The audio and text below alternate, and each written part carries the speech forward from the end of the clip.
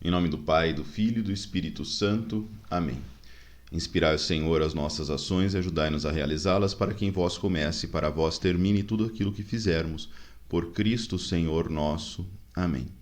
Nossa Senhora Mãe da Divina Providência, providenciai. Em nome do Pai, do Filho e do Espírito Santo. Amém. Olá, tudo bem? Na aula de hoje eu vou falar brevemente sobre os parágrafos seguintes da encíclica Rerum Novarum de Leão XIII.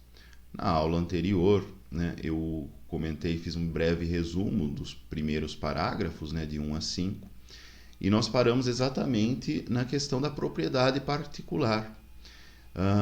A propriedade particular, aonde, de fato, esta discussão na época contra o socialismo, o comunismo, era a mais atacada filosoficamente nesse ambiente de discussão, e ao qual a Igreja ela se vê no direito de salvaguardar o bem particular. Essencialmente porque o bem particular ele irá culminar de fato na família. A família é um bem particular, privado, que não deve ser determinado pelo Estado, assim como também outros direitos de dignidade, por exemplo, ao trabalho, ao que o homem está engajado.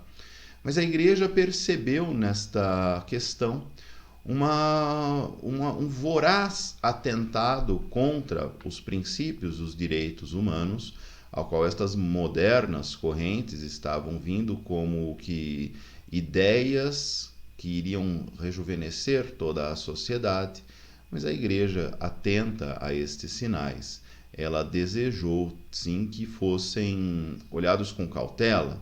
E no caso, por exemplo, do comunismo, como nós vamos ver, ela mesma condena esta prática filosófica.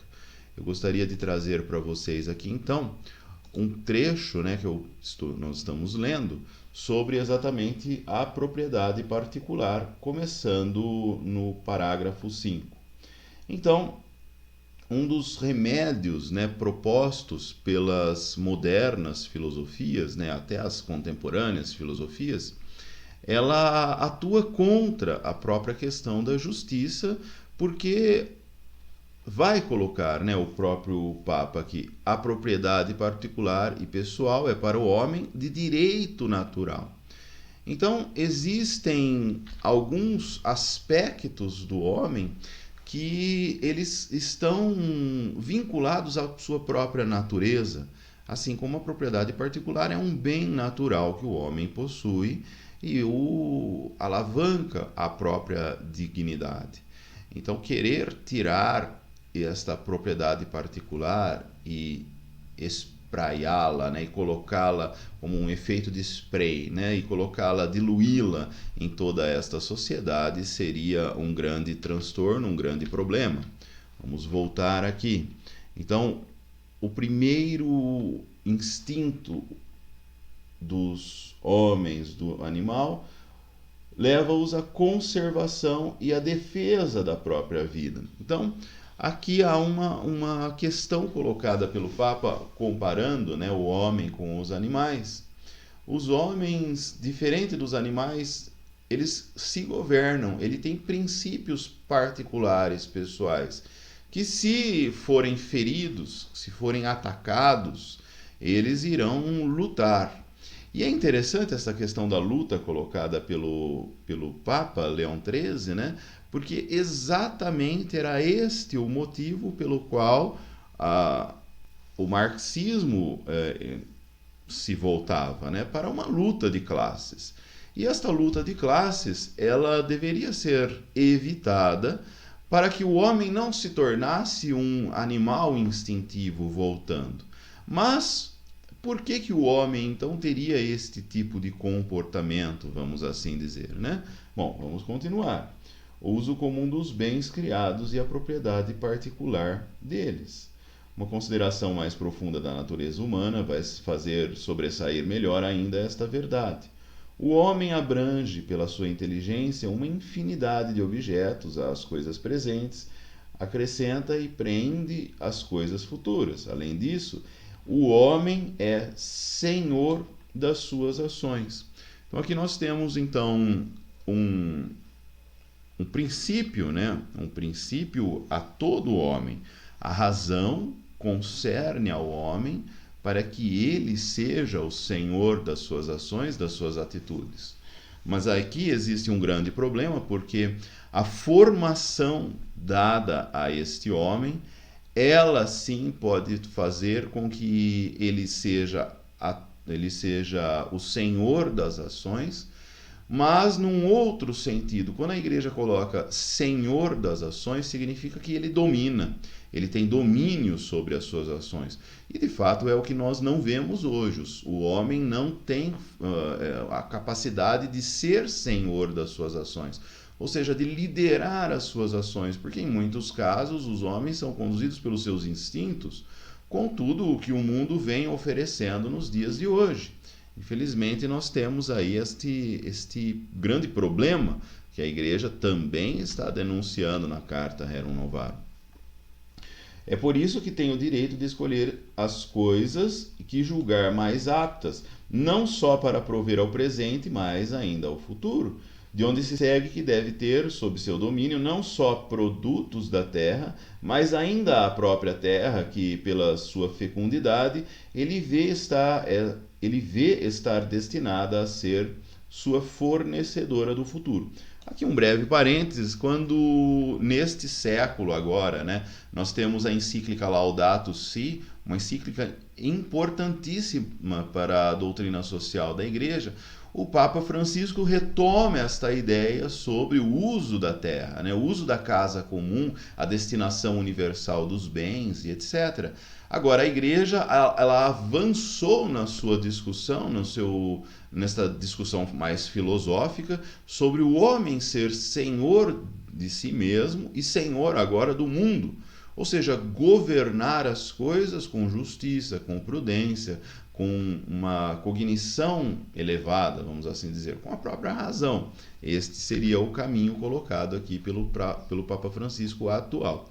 As necessidades do homem repetem-se perpetuamente, satisfeitas hoje, renascem amanhã com novas exigências. Então, aqui falando sobre estas questões relacionadas, pertinentes ao trabalho, às necessidades, os bens geridos e tudo mais. Ora, esse elemento só podia ser a terra com seus recursos sempre fecundos.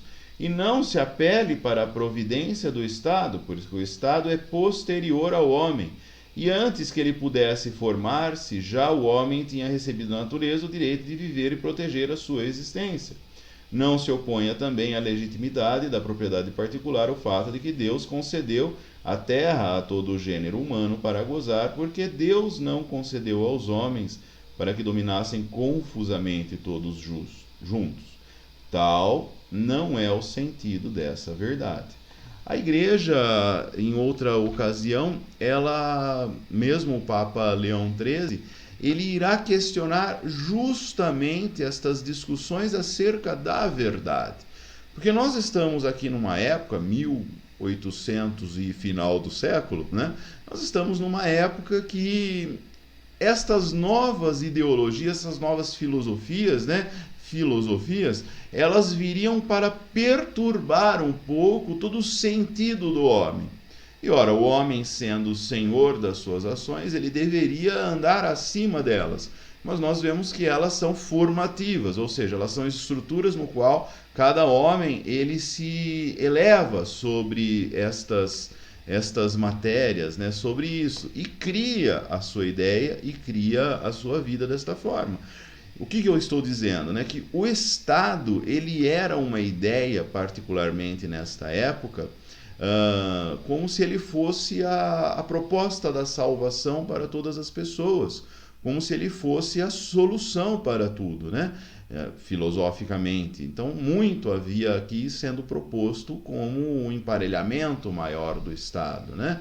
Nós vemos aqui, de fato, nesta época, as repúblicas sendo constituídas, né? As primeiras constituições em muitos países, em alguns países mais cedo, no Brasil um pouco mais tardia, né? Mas mais ou menos na mesma época.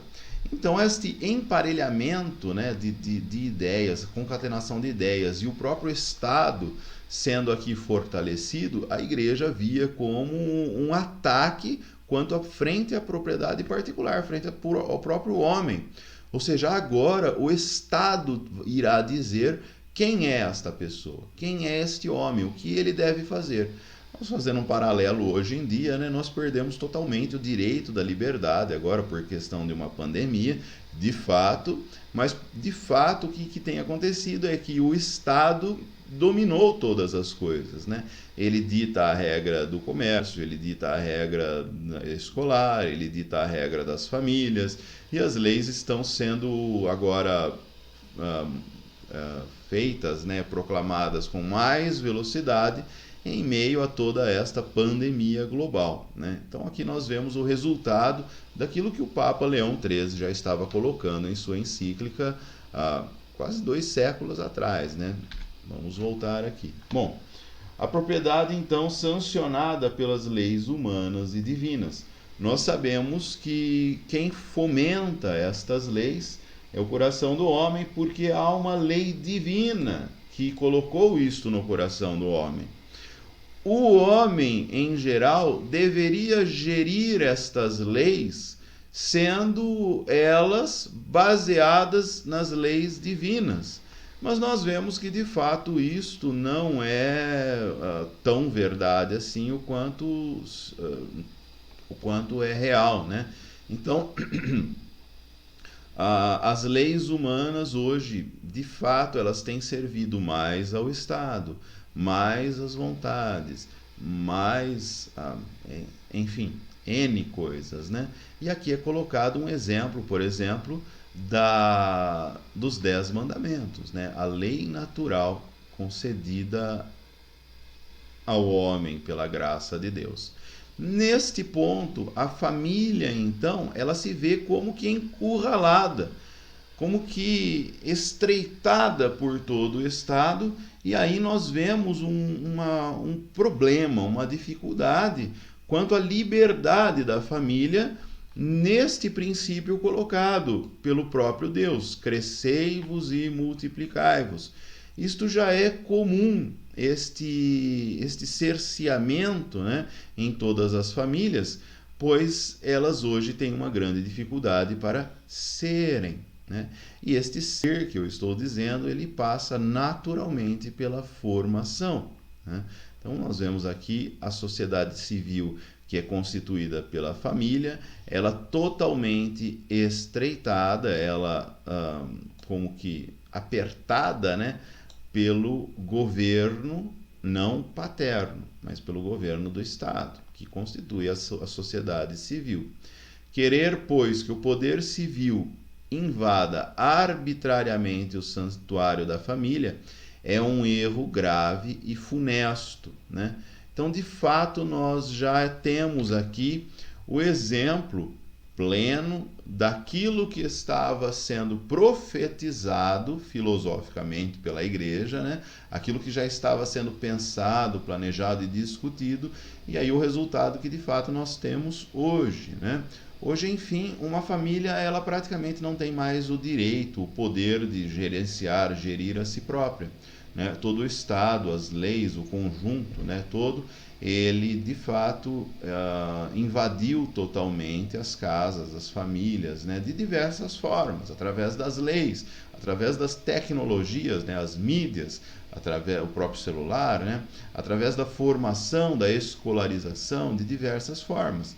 E, de novo, falando essa questão da pandemia, hoje nós temos esse grave problema, onde leis, elas têm sido sancionadas, né, para ter um controle ainda maior sobre as famílias, ainda mais nessa situação de catástrofe. Infelizmente, é a realidade. Bom, nós vamos vendo, então, o que está voltado ao direito do Estado, um poder acima de outros poderes. Eu creio que eu vou parar por aqui, porque eu acho que é mais pertinente. Para a próxima aula falar um pouco mais dessa questão de poder. O poder, na igreja, nesse determinado momento, ela vê como que esta sede de inovações como o comunismo, que trouxe uma proposta filosófica para todas as pessoas, mas na realidade era como um cavalo de Troia, uma ideia totalmente mascarada por trás, que iria criar um transtorno, um problema para toda a sociedade. Bom, então nós paramos por aqui. Na próxima aula eu peço para vocês, nós lemos até o parágrafo 8, vamos lendo de 5 em 5, até o parágrafo 13 agora, né? E na próxima aula eu falo um pouco mais dessa questão do comunismo, que agora nós vamos entrar propriamente nesta ideia toda. Comunismo que afeta literalmente a propriedade particular em todas as esferas, em todos os campos. Que Deus te abençoe, Maria gere Jesus nos nossos corações. Muito obrigado. Até lá.